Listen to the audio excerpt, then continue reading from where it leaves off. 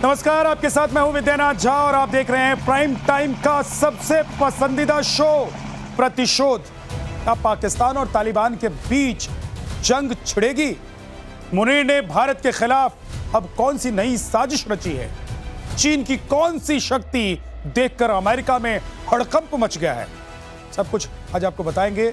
पूरी दुनिया में क्या क्या घटा और क्या खतरा मंडरा रहा है, एक एक बात आपको समझाएंगे। शुरुआत बड़ी खबर के साथ करते हैं। ऑपरेशन सिंदूर में पिटे मुनीर की आतंकियों को ट्रेनिंग, जैश ए मोहम्मद के आतंकियों को आर्मी वाली ट्रेनिंग मिली है। ऑपरेशन सिंदूर में जैश के तबाह ठिकानों को फिर से बनाने का काम दिया गया है। जैश के आतंकियों को मजबूत करने का अभियान मुनीर ने शुरू कर दिया है। जैश ए मोहम्मद को पाकिस्तानी आर्मी आधुनिक हथियार मुहैया करा रही है। यह बड़ी खबर है। आतंकियों को ट्रेन किया जा रहा है। खुद की आर्मी लड़ नहीं पा रही है तो आतंकियों से भारत का सामना करने की तैयारी पाकिस्तान कर रहा है। पाकिस्तान इस वक्त आतंकियों को ट्रेनिंग दे रहा है ताकि वो हिंदुस्तान से मुकाबला कर सके। तो पाकिस्तान में क्या चल रहा है? पाकिस्तान में आतंकियों को ट्रेनिंग दी जा रही है। सर, ये खुद नहीं लड़ पाए, इनको पता है कि पिट गए, धुआं धुआं हो गया पाकिस्तान, तो आप सोचिए कि आतंकियों के बूते ये लड़ लेंगे क्या? जय हिंद विद्यासागर। देखिए, पाकिस्तान की जो आर्मी है वो फौजी फाउंडेशन चलाती है 100 बिलियन डॉलर की, उसके बाद क्रिप्टो करेंसी खोलती है। तो आपने बहुत अच्छी बात कही कि पाकिस्तान की आर्मी तो लड़ नहीं सकती, इसलिए मरकज सुभान अल्लाह के लोगों को, क्योंकि ये मौलाना मसूद अजहर की फोटो दिखाई दे रही है, जैसे मोहम्मद के सरगना है, ये तो चिल्ला रहे थे जब भारत ने ऑपरेशन सिंदूर किया था तो हम क्यों नहीं मर गए, इनके 26 इनके परिवार के लोग मारे गए। तो वो क्या करेंगे? अभी ये कहते हैं पैसा, ये देखिए क्रिप्टो करेंसी बना करके पैसा इकट्ठा किया जा रहा है, जकात दिया जा रहा है। तो आपने बड़ी अच्छी बात की। ये क्या करेंगे? उनके स्ट्रेटेजिक एसेट्स हैं, किस तरह से ये पिटे हैं ये आपने देखा ही 4 दिन के। और देखिए ऑपरेशन सिंदूर रुका है, थमा नहीं, थमा है, पॉज लगा है, पॉज है, इट इज अ पॉज। तो देखिए इनको बनने दीजिए ना, टारगेट प्रैक्टिस करेंगे हम इसके ऊपर। और टारगेट प्रैक्टिस केवल यहाँ नहीं, इनके मरकज के ऊपर नहीं, इनके जितने लॉन्च पैड उसको बना रहे हैं, बोलते हैं आधुनिक हथियार देंगे। आप पहले नहीं दिया था क्या? आधुनिक हथियार लेके ही तो आए थे। ठीक है सर, श्याम सर, कि क्या पाकिस्तान को लग रहा है कि फिर से वो आतंकी अड्डों को खड़ा कर लेगा? और भारत ने भी थोड़ा टाइम भी दे दिया है कि पहले बना लो, उसके बाद कूटेंगे। देखिए, धन्यवाद विद्या। देखिए, सबसे पहले तो मैं कहूं कि पाकिस्तान की जो नस्ल है ना, उसको धीरे धीरे एकदम क्लीन करना पड़ेगा। जब तक ये हम नहीं करेंगे तब तक ये नहीं होगा। ये लगातार जर्मिनेट करते रहते हैं। देखिए, इनको पूरी तरह से मारा गया है, जैसा आपने बताया, आपने कहा इनको पूरी तरह से मारा गया है। और पूरी ये टीटीपी के साथ भी इनका संबंध बताते हैं, जबकि वो पाकिस्तान पर ही अटैक कर रहा है। तो ये जो लोग हैं ना, किसी के नहीं है। और अब ये इनको एक तरह से मुनीर एक तरह से सहयोग दे रहा है, इनके लिए इक्विपमेंट खरीद रहा है, काफी पैसे खर्च कर रहा है। और फिर से इनके जो हेडक्वार्टर जिसको हमने नेस्तनाबूद कर दिया था, उसको ये फिर से खड़ा कर रहे हैं और फिर से ये ट्रेनिंग शुरू कर रहे हैं। तो ये फिर से मरेंगे और इनको फिर से वही पिटने वाली बात होने वाली है जो ने ऑपरेशन सिंदूर में किया था। ठीक है सर, ये तो बात हो गई हिंदुस्तान पाकिस्तान की। अभी दूसरी तरफ से कैसे पाकिस्तान घिरा हुआ है, क्या हो रहा है, जरा वो बता देते हैं। पाकिस्तान और अफगानिस्तान में युद्ध के आसार नजर आ रहे हैं। पाकिस्तानी सेना का अफगानिस्तान में हमला है, टीटीपी को निशाना बनाया गया है, ऐसा दावा किया जा रहा है पाकिस्तान की तरफ से। अफगानिस्तान के खोस्त और नंगरहार प्रांत में अटैक किया गया है। पाकिस्तान के इस कदम के बाद काबुल का तालिबान प्रशासन भड़क सकता है। पाकिस्तानी हवाई हमले के बाद दोनों के बीच सैन्य टकराव का खतरा बढ़ गया है। सिराज सर, एक तरफ हिंदुस्तान ने कूटा है, टीटीपी तो वक्त वक्त पर कूटता ही रहता है। और अब अगर पाकिस्तान ये दावा कर रहा है, पता नहीं ये सच है कि झूठ है, मुझे तो झूठ लग रहा है, लेकिन अगर ये सच है तो इसका मतलब एक और मोर्चा पाकिस्तान के लिए खुलने वाला। एब्सोल्युटली। देखिए, ईस्टर्न फ्रंट से तो हम लगे हैं और हाँ, ऑपरेशन सिंदूर रुका नहीं है। जो उनका है, जो वेस्टर्न फ्रंट कहते हैं ये लोग, उनके ऊपर में तहरीके तालिबान पाकिस्तान। और ये कौन सा इलाका है? आपने एक बहुत अच्छा नंगरहार बताया, कोहट बताया, कौसट बताया। इन जगहों के ऊपर में ये कहते हैं उनके ऊपर हवाई हमला किया इन्होंने। ऐसा नहीं कि पहली बार नहीं किया, ये फाटा का इलाका है, नॉर्दर्न इनको नदर्न एरिया इसको कहते थे, उस इलाके में लगता हुआ इलाका है। और देखिए जो तालिबान है तालिबान आज ये कहता है कि आप हमारे टूरन राइन 2000 से भी ज़्यादा का जो सीमाएं हैं इसके ऊपर आपकी नज़र हुई तो देखिए ये तो ले आएंगे पूरी की पूरी सीमा। जो इनकी परिकल्पना है तहरीके तालिबान पाकिस्तान की, जिसमें टीटीपी, जिसके अंदर में वो भी शामिल है अफगानिस्तान के तालिबान, वो है कि इनकी बॉर्डर को हम ले आएंगे जो इंडस रिवर है उतनी डीप इनसाइड खैबर पख्तूनख्वा गया, यही बात होती थी ना जी। खैबर पख्तून गया उधर बलूचिस्तान के ऊपर में जो चीज हो रही है, बलूचिस्तान में इसी तरह की आग लगी हुई है। तो पाकिस्तान के जो टुकड़े हैं वो तो होने ही वाले हैं, वो दिखाई दे रहा है। ये तो भाई भाई को मारेगा, और जिसने ट्रेनिंग दी है, जिसको ट्रेनिंग दी है, यानी कि गुरु को चेला कूटेगा इस मोर्चे पर। श्याम सर, देखिए उन्होंने मारा है, हवाई हमले किए हैं और कई दिनों से चल रहा है लगातार, 2-3 साल से, जब से तालिबान आया है 2021 से लगातार अटैक ये करे जा रहे हैं। टीटीपी वहाँ से लगातार अटैक करता है और ये बॉर्डर सेंसिटिव हो गया है बहुत ज़्यादा। और वो ये कहते हैं कि इसमें भारत का हाथ है, अफगानिस्तान को हम मदद कर रहे हैं और हम तोड़फोड़ कर रहे हैं। मुनीर ने ये इल्जाम लगाया है कि ये भारत की पहल से हो रहा अफगानिस्तान की तरफ से अटैक, जो बिल्कुल ही गलत है। इसमें हमारा कोई रोल नहीं बनता। अफगानिस्तान के लोग, वहाँ के ट्राइबल जो उस बॉर्डर पर हैं, उनको तकलीफ होती है, वो लड़ते हैं और जश्न का भी माहौल है क्योंकि 50,000 लड़ाके भेज दिए अफगानिस्तान ने और वो लड़ रहा है उसके अगेंस्ट में। वहाँ पे काबुल में 2 बार देखिए अटैक भी हुआ है, काबुल में 2 हमले भी हुए हैं, उनके 2 जगह उन्होंने एक तरह से ब्लास्ट हुआ है बहुत बड़ा। तो काबुल पूरी तरह से बौखलाया हुआ है और वो उसने लड़ाके भेजे। जश्न का भी माहौल है क्योंकि बच्चे और औरतें मारी गई हैं इस हवाई अटैक में पाकिस्तान की तरफ से। तो उसके जवाब में अटैक किया है पाकिस्तान ने और एक मीटिंग बुलाई है उन्होंने। एक पॉइंट बताओ, मीटिंग बुलाई है उन्होंने अफगानिस्तान के जो अगेंस्ट है तालिबान के लोग, उसकी एक मीटिंग बुलाई गई है और ये सेना उसका मदद करके एक तरह से एक पैगाम दे रही है कि हम कुछ लामबंद हो रहे हैं अफगानिस्तान के अगेंस्ट में। एक बात ये भी है सर कि जहां जहां पाकिस्तान बिना मतलब में टांग अड़ाता है, तो भारत का हाथ वहां जाता है और उसकी टांग खींच लेता है। विद्यासागर आप ये जानिए, ये जो कहते थे ना अफगानिस्तान, उनका जो डीप कहते थे ना, हमारा डीप है, स्ट्रेटेजिक डेप्थ है हमारा, वो डेप्थ को तो हमने ही खा गया। और देखिए ये चीज आप वो घबराए हुए हैं। आपने कहा ना मुल्ला मुनीर की ये कोई साजिश नहीं है, उनकी घबराहट है और वो तो छिपे हुए थे। ऑपरेशन सिंदूर में तो बंकरों में छिपे थे, कहाँ छिपेंगे तो आने वाला समय बताए। ठीक है, अब देखिए पाकिस्तान एक तरफ कहाँ छिपेगा ये पता नहीं युद्ध के हालात में, लेकिन अभी पाकिस्तान डूब रहा है। बाढ़ में डूबे पाकिस्तान का बेतुका बयान आया है।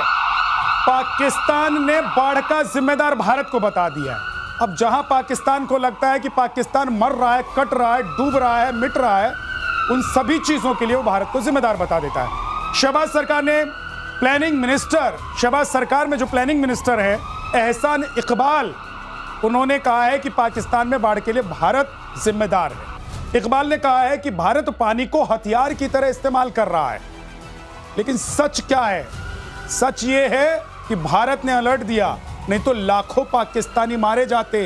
एक बार नहीं, 4 बार अलर्ट भेजा कि बच सकते हो तो बच लो, क्योंकि पानी आ रहा है और ये तलवार की धार से कम नहीं है, गला रेतते हुए निकल जाएगा। और भारत ने बताया, भारत ने मैसेज दिया, अलर्ट दिया, इसलिए पाकिस्तानी बचे हैं। तो ये पाकिस्तान में तो पाकिस्तानी आवाम ये कह रही है कि भारत है तो जिंदा है, लेकिन हुक्मरान कह रहे हैं सिरा सर कि भैया इन्होंने ही मार दिया। पाकिस्तान कह रहा है, पाकिस्तान के हुक्मरान जो है वो कह रहे हैं कि पानी बम भेज दिया भारत। देखिए बहुत बुरी हालत। हाँ, अभी 700 लोग तो मारे जा चुके हैं, 1000 से भी ज्यादा घायल हैं। और पूरा इस बार क्या हुआ है, पूरा पंजाब और पूरा खैबर पख्तूनख्वा उन्होंने अभी बम उड़ाकर ये लगा के, एक्सप्लोसिव लगा करके एक बांध को तोड़ा है बचाने के लिए पंजाब। तो भारत ने तो उनको अलर्ट कर दिया। यदि भारत अलर्ट नहीं करता तो इनके सारे बांध टूटते जिसके ऊपर में उनको तोड़ना पड़ता, क्योंकि इतनी भयंकर हालत। तो ये कहना कि भारत तो इनको बचा दिया इनके, क्योंकि वहाँ के लोग हमारे दुश्मन नहीं हैं। जो 25 करोड़ पाकिस्तानी हैं उनके साथ हम हमदर्दी रखते हैं। वहाँ के जो हुक्मरान हैं, जो वहाँ के ये जिहादी एलिमेंट हैं, उनके लिए। मगर ये देखिए जो आपने कहा ना कि भारत ने, तो ये कहना है कि भारत ने भेज दिया। ये बारिश जो हो रही है, पूरी तबाही जो है, ये तो तबाही आपको अल्लाह से के ऊपर से आई है। और आपने जो किया है, यदि आपने कुछ किया होता, पूरा का पूरा जो ये सतलज जो रिवर है, जो रिवर लाइन है, उसमें 6 रिवर है। अभी तभी में केवल बाढ़ आई है। ऊपर में यदि आप देख लीजिए, इंडस जो हम सिंधु कहते हैं, यदि हम उसको चिनाब कहते हैं, जब हम झेलम कहते हैं, जब हम इसके नीचे रावी, सतलज, ब्यास, इसमें सब अभी पानी आने वाले बाकी हैं। भारत ने अभी रोक रखा है सतलज और रावी के ऊपर, यदि खोल दिया तो पूरा पाकिस्तान ही ढह जाएगा। इनके इरिगेशन मिनिस्टर की जो बात है ना, ये एक कंट्रोवर्शियल है, ये खुद ही कॉन्ट्रडिक्ट कर रहे हैं उसको। वो कह रहे हैं कि ईस्टर्न जो रिवर्स है हमारे, ये झेलम और रावी की बात कर रहे हैं, वहां कह रहे हैं कि ना क्लाइमेट चेंज हुआ इसलिए इस पर ज्यादा बारिश हुई है। तो वो खुद कह रहे हैं कि हमारे यहाँ खुद बारिश हो रही है, हम मर रहे हैं। और गिलगिट बाल्टिस्तान में ग्लेशियर पिघल रहा है, वहां फ्लडिंग हो रही है। और आपको ये भी मालूम हो कि कराची ना फ्लडिंग से परेशान है, कराची में फ्लडिंग हो रखी है। तो ये कौन करे? ये तो अल्लाह मियां की कृपा है आपके ऊपर, ये हम नहीं कर रहे। और हमने एक बांध खोला था, दूसरी बांध के लिए हमने मंडे जो मंगलवार को भी हमने आपको वार्निंग दी और बुधवार को भी वार्निंग दी हमने, दूसरे बार भी हम खोल रहे हैं। को तो पता ही है ना सर, भारत जब मारता है तो कहकर मारता है, पीठ में खंजर नहीं घोंपते हम तो सामने से अटैक करते हैं, प्रतिशोध अगर हमको लेना होता है। अगली खबर, नेटो एडवाइजरी कमेटी की तरफ से, जो नेटो के एडवाइजर हैं क्रिस्टल कॉल, उन्होंने बड़ा बयान दे दिया है। टैरिफ विवाद से दोनों देशों के संबंधों को बड़ा नुकसान हुआ है, यूएस भारत के संबंधों को बड़ा नुकसान हुआ है। भारत संग दोस्ती की 25 साल की मेहनत खत्म हो गई है। 2.5 दशक की कड़ी मेहनत से संबंध बने थे और संबंध अब खत्म हो गए हैं। कुल मिलाकर अगर देखें सिन्हा सर, तो इसका मतलब यह है कि ट्रंप उछल कूद मचा रहे हैं, बाबरी बयानबाजी कर रहे हैं और उनके देश को लोग पछता रहे हैं कि ये क्या हो गया। हमने जो 2.5 दशक मेहनत की थी, इतने बड़े मुल्क के साथ जो संबंध बनाया था भारत के साथ, जिससे पूरी दुनिया संबंध बनाना चाहती है, वो ट्रंप की वजह से खत्म हो रहा है। देखिए विद्या क्या है, जो क्रिस्टल कॉल की बात कर रहे हैं, पूरे एडवाइस इंक्लूडिंग जो मेगा उनकी पूरी की पूरी ये टीम है, वो भी कह रही है कि आपने क्या कर दिया। जो ट्रंप उछल रहे थे tariff war, art of dealing, ये सारी के सारे, आज तो पूरा अमेरिका के अंदर में जो इनकी रेटिंग है वो कहाँ इतनी नीचे चली गई है, लोग खड़े हो गए हैं। और भारत के साथ संबंध 25 साल की जो पूरी अथक परिश्रम, और ये नहीं, अमेरिका के पूरे लीडरशिप, उसके डिप्लोमेट्स, उन्होंने ही जोड़ा था, क्योंकि आपने तो हमारे पीठ में खंजर घोड़ा था 71 में। उसके बाद हमारी जो चीजें हुई और भारत को स्ट्रेटेजिक पार्टनर इन्होंने बनाया, मोस्ट फेवर्ड स्ट्रेटेजिक पार्टनर ही बोलते थे। भारत के साथ संबंध, उसको आपने एक झटके में तोड़ दिया। और क्या यही सोच रहे थे कि शायद इन्होंने कोई चालाकी कर रहे हैं, tariff war, he was thinking कि इंडिया विल कम। इंडिया ने यह बता दिया कि आपका पानी स्थिर है। आपने सुना ना प्रधान मोदी को, पानी के ऊपर हम कंकड़ नहीं फेंकते और हम उसके ऊपर मजे नहीं करते, हम तो वो है कि नदियों की धारा मोड़ देते हैं। तो हम, भारत ये है, भारत तो अभी तो देखिएगा ना नदियों की धारा जब मुड़ेगी, जो ये टैरिफ वॉर का। और इस बात का एहसास अगर अमेरिका में बैठे हुए बड़े बड़े सलाहकारों को हो रहा है, तो आप समझ सकते हैं कि भारत जो इंटरनेशनल लेवल पर इस वक्त काम कर रहा है और अमेरिका जो चाह रहा है भारत के साथ, अगर भारत वो करने के लिए तैयार नहीं हो रहा है तो आने वाले वक्त में क्या होगा। लेकिन एक और बड़ी खबर, ट्रंप के ट्रेड सलाहकार विवादित बयान दे रहे हैं। एक तरफ देखिए पछता रहे हैं कि भाई ट्रंप ने 2.5 दशक का संबंध खत्म कर दिया, और दूसरी तरफ जो ट्रेड सलाहकार हैं वो कह रहे हैं कि यूक्रेन जंग मोदी की वजह से है। ट्रेड सलाहकार पीटर नवारो ने यह बयान दे दिया है। भारतीय बहुत अहंकारी हैं और पीटर नवारो की तरफ से बयान आया है, रूस से तेल खरीदकर वॉर मशीन चला रहा है भारत। अरे भाई, तुमने कितने मिलियन डॉलर दिए हैं यूक्रेन को, इसका अंदाजा श्याम सर क्या किसी को बताने की जरूरत है कि यूक्रेन को सपोर्ट कौन कर रहा है? मैं तो वहां रिपोर्टिंग करके आया हुआ हूं, वहां लोगों को मैंने सुना है, जाना है, वहां देख कर आया हुआ हूं 4 महीने तक कि अमेरिका से जो पैसा और हथियार, या फिर नेटो देशों से जो पैसा और हथियार आ रहा है, पोलैंड के रास्ते यूक्रेन पहुंच रहा है, वो कैसे आ रहा है। तो यूक्रेन युद्ध और रूस युद्ध के लिए भारत जिम्मेदार है। देखिए, ये मतलब क्या पगला गए हैं क्या ये लोग? भारत तो कई बार कह चुका है, आप कह रहे हो मोदी का युद्ध है। अरे भाई, हम तो कई बार कह चुके हैं आपको, हमारे मोदी जी कई बार कह चुके हैं आपको, ये युद्ध का समय ही नहीं है। आप हमें ब्लेम कर रहे हो कि आप तेल खरीद रहे हो रशिया से और वो फंडिंग हो रही है रशिया की, और एक तरह से वो युद्ध हो रहा है। एक्चुअली उनका बयान भी पूरा विरोधाभासी है, वो खुद भी नहीं समझ रहे हैं कि क्या कह रहे हैं। उनके बयान को काटा भी गया है, उनके बयान को काटा भी गया है, उनके एक्सपर्ट्स ने ही काटा है और उन्होंने कहा है कि ये गलत है। ऐसा कुछ नहीं है। जबकि हम एक और बात कहना चाहते हैं कि देखिए, अगर आप टैरिफ हमारे ऊपर लगाते हो तो टैरिफ की मार आपके ऊपर भी पड़ेगी, हम भी टैरिफ बढ़ाएंगे, हम तो किसी न किसी तरह का रास्ता खोज भी लेंगे। लेकिन रशिया जो कर रहा है, और ये क्या यूरोपियन यूनियन के यूरोपियन कंट्रीज क्या एनर्जी रशिया से नहीं खरीद रहे? क्या वो युद्ध की फंडिंग नहीं कर रहे हैं? तो ये कैसे हो सकता है कि आप हमें कह रहे हो? खुद अमेरिका कर रहा है, खुद अमेरिका रूस के साथ ट्रेड कर रहा है, चीन के साथ कर रहा है। बिल्कुल कर मतलब रहा है। पर्दे के पीछे आप गुल खिलाएं और सामने कहें कि देखो भैया आप नहीं करो क्योंकि युद्ध चल रहा है, तो तुम करोगे तो हम क्यों नहीं करेंगे? हमारा तो वैसे भी जब वक्त पड़ा है तो रूस ने ही साथ दिया, तुमने तो छल प्रपंच से पाकिस्तान का साथ दिया। देखिए विद्या, आपको ना पीटर नेबारो के बारे में जानना और आपके दर्शकों को जानना पड़। ये पीटर नेबारो 3 महीने तक जेल में रह के आए थे। ये डीप स्टेट के हिस्सा हैं। ये जो कहते हैं ना कि भारत डीप स्टेट बता दीजिए सर दर्शकों को। देखिए, डीप स्टेट ऐसा होता है, ऐसा कहा जा रहा है अमेरिका के अंदर में जो मागा वाला आया था कि इवन ट्रंप वो डीप स्टेट से ही चुन के आए हैं सेकंड टर्म में। डीप स्टेट ने उनको दिया था चीज़ों को करने के लिए। अब डीप स्टेट में कौन कौन है ये तो आप, डीप स्टेट में वहाँ के लोग जो भी हैं वो एडमिनिस्ट्रेशन के भी शामिल हो जाते हैं। तो वो ये गेम खेला जाता है पेंटागन से भी और उसकी बड़ी व्यवस्थाओं के ऊपर में कि पूरे विश्व में कैसे हम अपना आधिपत्य, ये जो कहते हैं ना यूनिपोलैरिटी को बनाकर रखें, केवल हम ही वर्चस्व लेंगे और कोई नहीं हो सकता। इसलिए वो गेम, तो देखिए आपके सत्ता को बदलना, भारत में भी ये गेम खेला जाता है कि किसी तरह भी जो अभी ट्रंप, देखिए टैरिफ वॉर के अंदर में कौन 104 जो हमारे 1.4 बिलियन लोग हैं, 140 करोड़ वो विजयी होकर के आए।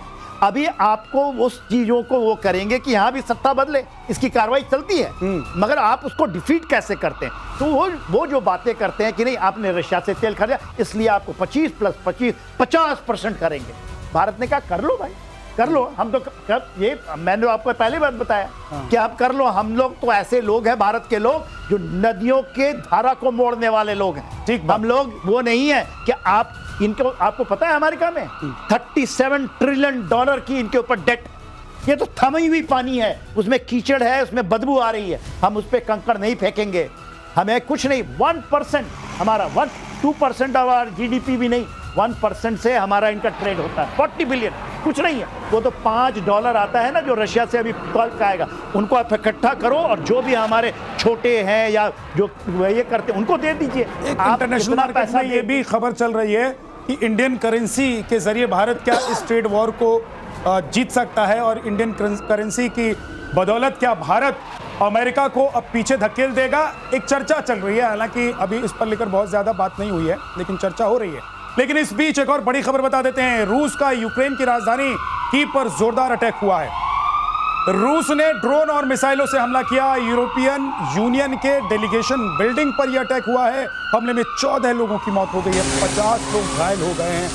ये बड़ा हमला इसलिए है क्योंकि कीव में उस जगह हमला किया गया है यूरोपियन यूनियन के डेलीगेशन बिल्डिंग पर। और मैं तो यहाँ गया हुआ हूँ, मुझे पता है ये बहुत ही सेंसिटिव इलाका माना जाता है।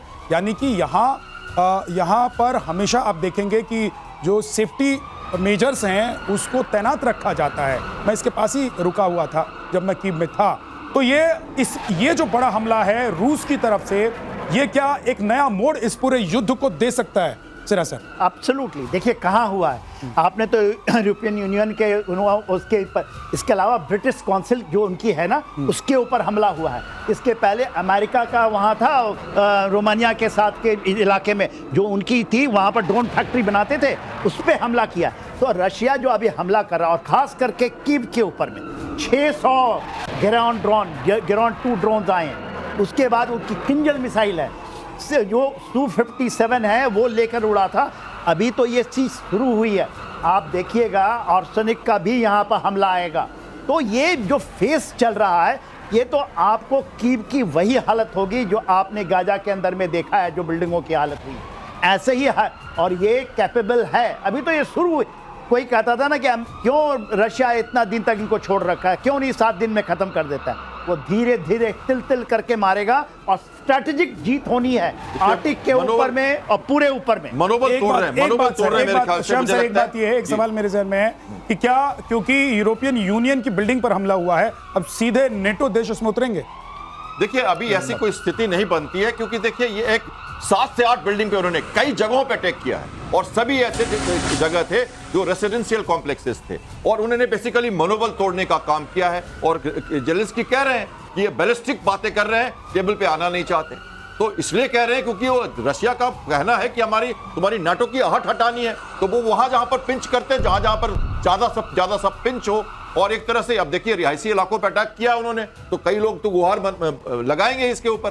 और देखिए यूके ने रशिया के एम्बेसडर को तलब किया है, और उन्होंने उनको समन किया और उनको वार्निंग दी है कि ये गलत हो रहा है। ठीक है ये सर, भी किया उन्होंने। एक और बड़ी खबर, रूस और चीन की नौसेना का संयुक्त युद्धाभ्यास हुआ है। दोनों देशों की सबमरीन का एशिया पैसिफिक इलाके में संयुक्त गश्त। युद्धाभ्यास में डीजल इलेक्ट्रिक सबमरीन शामिल किए गए। मॉस्को और बीजिंग के बीच बढ़ते सैन्य सहयोग में ये एक अहम कदम है, और इसे अमेरिकी राष्ट्रपति डोनाल्ड ट्रंप को संदेश देने की तरह भी देखा जा रहा है। क्या संदेश है सर? देखिए नेवी का प्रश्न अगर कहें तो मैं ले लूं। जी सर, प्लीज। देखिए ऐसा है कि सबमरीन की पेट्रोल कंबाइन करना एक बहुत ही टफ टास्क है और बहुत मुश्किल है, क्योंकि कम्युनिकेशन अंडर वाटर स्टैब्लिश करना होता है और पेट्रोल के एरियाज डिजिग्नेटेड किए जाते हैं। तो ये पहली बार ऐसा हुआ है कि रशिया और चाइना सबमरीन की और इसके लिए बहुत हाई टेक्नोलॉजी चाहिए, ये आसान काम नहीं है, और क्योंकि बहुत सारे इसमें दिक्कतें आ सकती हैं। और 2021 में भी उन्होंने, देखिए जहां तक कि अलास्का की बात करें हम, या पैसिफिक की बात करें, तो या जापान के चारों तरफ 2021 में पहली बार ये 10 से ज्यादा इनका शिप चाइना और रशिया का मिलके जापान के चारों तरफ घूम गया था, और उन्होंने एक पोस्चरिंग दिखाई थी वेस्टर्न पैसिफिक में पूरी तरह से। और उसके बाद से ये बाय द वे हर साल एक्सरसाइज करते हैं वहां पे, और ये कंबाइंड पेट्रोल करके अपनी जो मसल फ्लेक्सिंग करते हैं अमेरिका के इसमें देखिए अभी क्या हो रहा है। ये व्लादिवोस्टॉक का इलाका है, बेरिंग सी का इलाका है, बेरिंग सी और व्लादिवोस्टॉक, वहां पर सबमरीन वाली है। वहाँ पर उनकी जो पैसिफिक फ्लीट है ये पूरी की पूरी लग गई। उसके बाद नॉर्दर्न फ्लीट जो है वो उनका केला पेनिनसुला के ऊपर आर्टिक रीजन में लगा है। उसके अलावा उन्होंने कैलिनिनग्राड के ऊपर में जो बाल्टिक सी है उसके ऊपर में अपनी बाल्टिक फ्लीट लगाई है, और नीचे जो काला सागर है वहाँ पर अपनी फ्लीट लगाई है। तो ये जो एक चार तरफा उन्होंने कार्रवाई कर रहे हैं उसमें ये बहुत इंपॉर्टेंट। और चीन अगर मिल जाते हैं तो अमेरिका को कैसे टक्कर दे सकते हैं वो हम ग्राफिक्स के जरिए भी बता रहे हैं सर, लेकिन आपने बहुत सारी बातें ऐड ऑन कर दी हैं, बता दी है। लेकिन एक और बड़ी खबर, कैरिबियन तट पर अमेरिका और वेनेजुएला में तनाव देखने को मिल रहा है। वेनेजुएला ने युद्धपोत और ड्रोन तैनात कर दिए हैं। ट्रंप ने पिछले हफ्ते वेनेजुएला की सीमा पर 4000 मरीन के साथ 3 वॉरशिप भेजे थे, और वेनेजुएला ने यूएन से विवाद पर हस्तक्षेप की मांग की थी, और यूएन से अमेरिकी सैन्य तैनाती पर तत्काल रोक की मांग की थी, लेकिन बात पूरी नहीं हुई। श्याम सर, इस सवाल को आप ही ले लीजिए। तो अब इसका हल क्या ये है कि दोनों लड़ेंगे? देखिए लड़ाई की बात नहीं है। अमेरिकन प्रेसिडेंट ने एक डिक्टेट किया है। उन्होंने कहा है कि हम ये ड्रग माफिया जो है, ये लैटिन अमेरिकन कंट्रीज जो है, ये कैरेबियन का एरिया जो है, वहाँ पर हम ड्रग जो कार्टेल्स हैं उसको ख़त्म करना चाहते हैं। और वहाँ के राष्ट्रपति जो है वेनेजुएला के, उनको उन्होंने एक तरह से वो घोषित कर रखा है, उनको पर इनाम घोषित कर रखा है उनको पकड़ने के लिए। वो चाहते हैं उनको गिरफ्तार करना, जबकि वहाँ के लोग ऐसा नहीं मानते। और उन्होंने कहा है कि हम कर तो रहे हैं लड़ाई, हम गए हैं कोलंबिया के बॉर्डर पर और हम ड्रग को जो ट्रैफिकिंग है उसको हम रोक रहे हैं। लेकिन इनका एक यूएसएस जो एक डिस्ट्रॉयर है, इनका गाइडेड डिस्ट्रॉयर, और एक एटॉमिक पावर सबमरीन है, ये दोनों यहाँ से सेल कर चुकी है, और ये अगले हफ्ते वहाँ पहुँच जाएगी। और अगेन ये मसल फ्लेक्सिंग है, दिखाना है उनको कि हम इस सीरिया में भी अपना वर्चस्व रखना चाहते हैं। तो ये अमेरिकन प्रेसिडेंट जहाँ भी अपनी बात कहना चाहते हैं, मनवाना चाहते हैं, वहाँ अपनी फौज भेज देते हैं और उसको चाहते हैं कि लड़े, और कोलंबिया पे भी भेज रहे हैं। जी देखिए क्या हो रहा है इसको वेनेजुएला के अंदर में जो मदुरो है जूनियर, हाँ, उनकी सत्ता को बदलना चाहते हैं। तो कहानी ये है, अभी उन्होंने क्या किया है, उन्होंने जेरॉन 2 रशियन मिसाइल्स के 2000 तो आ चुके हैं, वो लग चुके हैं। उसके बाद ऑर्सनिक भी लग चुका है। ये क्यूबन क्राइसिस हुई थी 1962 में, जो अंडरबेली है, ये लैटिन अमेरिकन कंट्री है, उसमें पहली बार पूरा ग्रेविटेट 45 लाख उन्होंने अपने वहाँ पर ये कर दिए हैं। जो ये कहते हैं ना, जो सैनिक हैं उनको किस तरह से वो तो कहते हैं ये फुल फ्लेज नहीं है। 15,000 सैनिक लगाए हैं, पूरे ड्रोन्स हैं, 45 लाख को कहते हैं मिलिशिया को उन्होंने तैयार कर दिया जी। तो ये तो अमेरिका के लिए इतनी, और इसी से यदि आप नजर देखिएगा तो जब हम अलास्का की बात करते हैं ये एकदम कंटिन्यूअस है, ये ऐसा नहीं कि वो अलग है।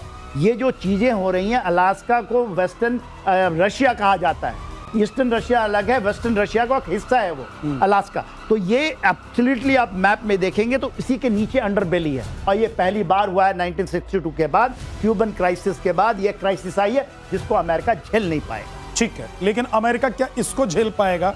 एक और खबर बता देते हैं। भारत ने ग्रीस के साथ नौसैनिक युद्ध अभ्यास किया है। पूर्वी मध्य सागर में दोनों देशों का ये युद्ध अभ्यास हुआ है। भारतीय वायुसेना के कई फाइटर जेट भी इसमें शामिल थे और एथेंस से भारतीय फाइटर्स ने उड़ान भरी थी। युद्ध अभ्यास से तुर्की पाकिस्तान गठजोड़ को बड़ा झटका लगा है शमसा, क्योंकि ये नेवी का युद्ध अभ्यास है। देखिए ये बहुत एक प्रकरण बहुत अच्छा है और बहुत धीरे धीरे हम बड़ी सोची नीति के साथ भारत आगे बढ़ रहा है। 2023 में जब प्रधानमंत्री हमारे ग्रीस गए थे, 40 साल के बाद कोई प्रधानमंत्री ग्रीस गया था, इंदिरा गांधी गई थी 1983 में। उसके बाद ये गए थे, क्यों गए थे? और उसके बाद हमारे 2 शिप्स वहां गए और हमने अपने लॉजिस्टिक सपोर्ट बेस, हम 4 साल से इस पर काम कर रहे हैं। और ऑपरेशन सिंदूर की बात हम करते हैं तो वहां हमने देखा है जो टर्की की जो मदद है पाकिस्तान को, और टर्की और ग्रीस में 36 का आंकड़ा है, 72 का कही है, 72 का कही है। और एक और बात मैं कह दूं, बगल में साइप्रस है, अभी हमारे प्रधानमंत्री कुछ दिन पहले साइप्रस गए थे। ये भी हमारा एक हिस्सा, गेटवे टू यूरोप है मेडिटेरियन, और ईस्टर्न मेडिटेरियन में नौसेना की पकड़, भारतीय नौसेना की तमाल, INS तमाल जो रशिया से बन के आ रहा है वो वहां से अभी गुजरा है। और हम अपनी प्रेजेंस लगातार, 2 हमारे वॉरशिप उस एरिया में लगातार हैं। अब हम सिर्फ पैसिफिक की बात नहीं कर रहे, हम सिर्फ अरेबियन सी की बात नहीं कर रहे, हम मेडिटेरियन की बात कर रहे हैं, हम गेटवे टू यूरोप, हम साइप्रस, और हम अटलांटिक में जाना चाहते हैं, हम हाइफा पोर्ट की बात कर रहे हैं। हमने यहां से कॉरिडोर बनाना था यूरोप में, वो सब गड़बड़ हो गया। ये इजराइल तो अच्छे रास्ते चल रहा था, हमें तो यूरोपियन कॉरिडोर बनाना था, हमें तो हाइफा पोर्ट से यूरोप जाना था, वो सब रुक गया है अभी, लेकिन बात चालू है। हमें चाहिए वो जगह, हमें साइप्रस के भी अपने साथ रखना है और ग्रीस को भी कांटे की टक्कर देनी है। सर एक चीज बताइए कि वो कट्टर मुल्क जो सिर्फ यूक्रेन की मदद इसलिए कर रहा है क्योंकि उसको लगता है कि भारत और पाकिस्तान के बीच डिफरेंसेस हैं, उसके बगल में बैठकर भारत ये युद्ध अभ्यास कर रहा है, तो ये क्या उनको भी एक मैसेज है? फुल मैसेज उसी के लिए तो फुल फ्लेज है, फुल फ्लेज है। ये जो पाकिस्तान और टर्की की जो गठजोड़ है, और वो इसके अलावा बांग्लादेश में भी इस बार इस ऑपरेशन सिंदूर में भी टर्की ने मदद की थी, बांग्लादेश में भी वो घुसता है, कभी कभी वो हमारे उधर मॉरिशस में पहुंच जाता है। तो जो इन चीजों के ऊपर मालदीव के अंदर घुस गया था क्योंकि उसने TB2 ड्रोन्स दिए हैं।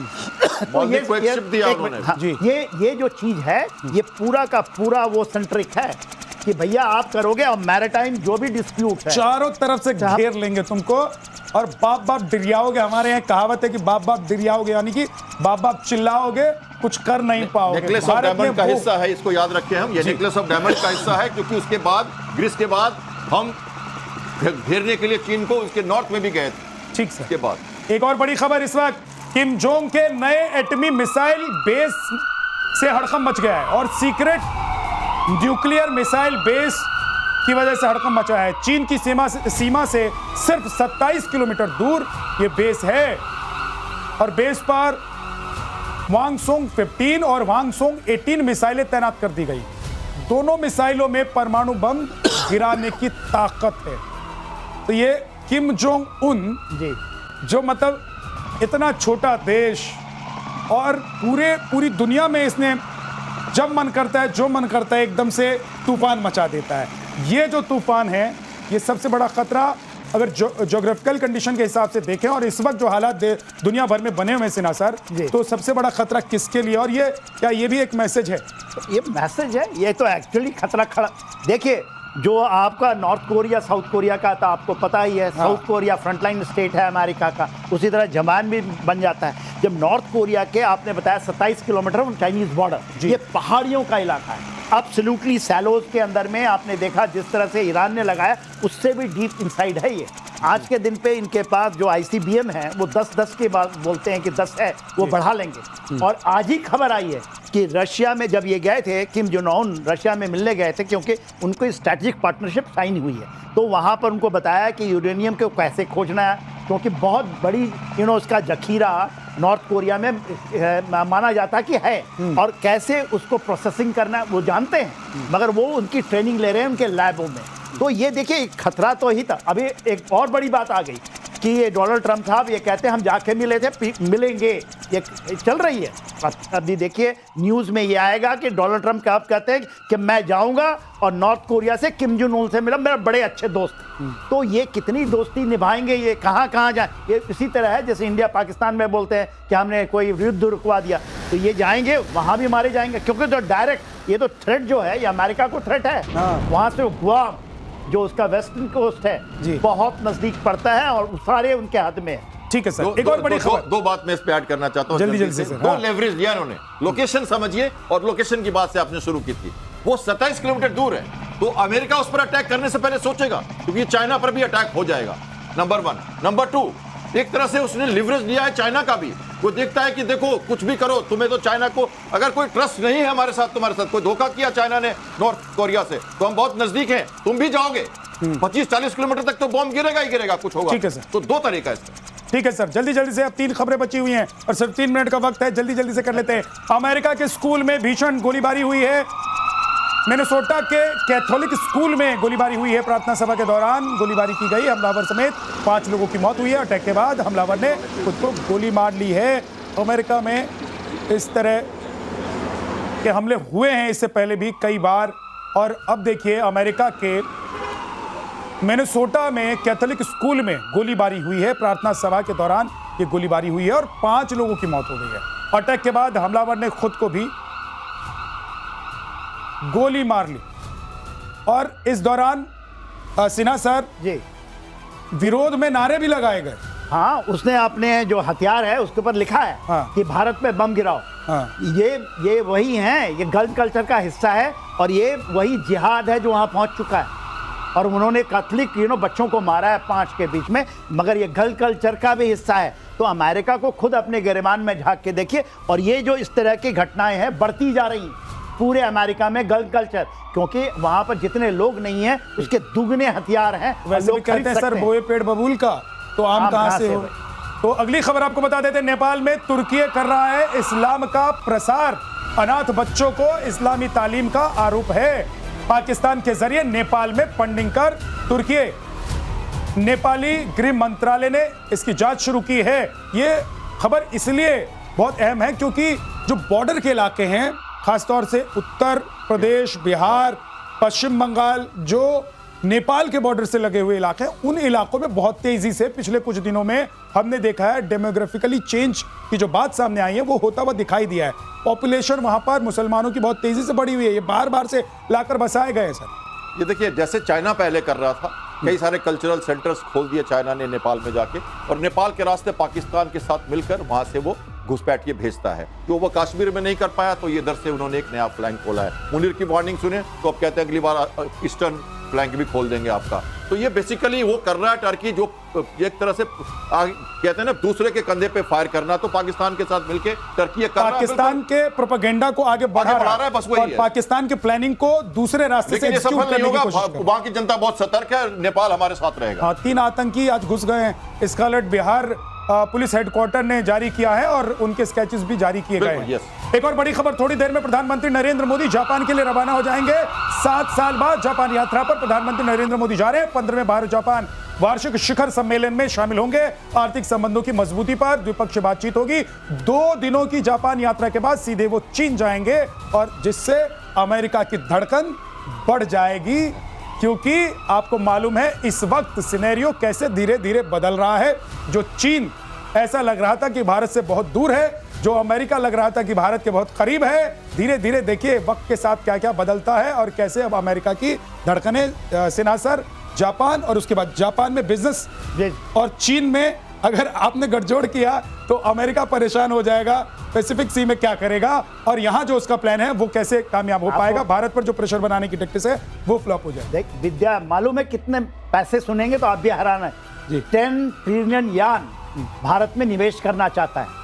ये कितने हो गए? $68 बिलियन। ये है, और हम ये कह रहे थे ना कि हमारा व्यापार टैरिफ। दूसरी चीज जो आपने कहा, वहां से वो जाएंगे कहाँ? चाइना।